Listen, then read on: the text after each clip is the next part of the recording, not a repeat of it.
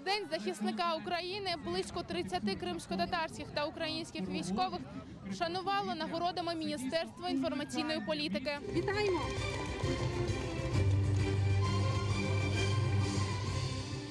Шанування кримськотатарських воїнів АТО до Дня захисника їм були вручені дипломи, а трохи пізніше будуть вручені ще й медалі. На честь захисника України організатори підготували концерт та ярмарку. Тут кожен може спробувати як кримськотатарські, так і українські страви, побувати на майстер-класі з розпису мехенді та гончарству.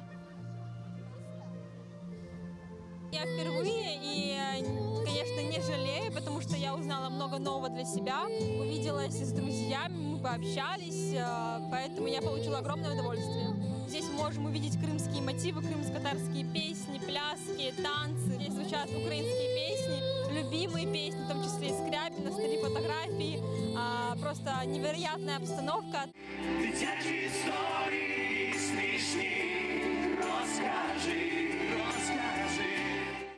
Мав честь захищати батьківщину, сам тільки недавно звільнився. Дуже приємно, що тут зібралася дуже велика кількість українців, які об'єднані однією метою захистити свою батьківщину. Хедлайнером концерту виступив гурт «Гоуей». Вони представлятимуть Україну на Євробаченні наступного року.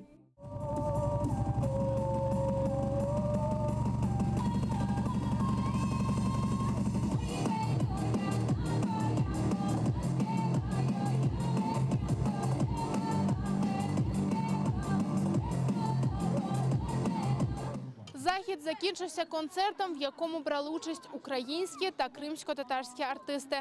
Саме святкування тривало близько 4 годин. Зі слів організаторів, на заході були присутні близько 600 людей. Феріде Сейдаметова, Максим Терещенко, Суспільне, Крим.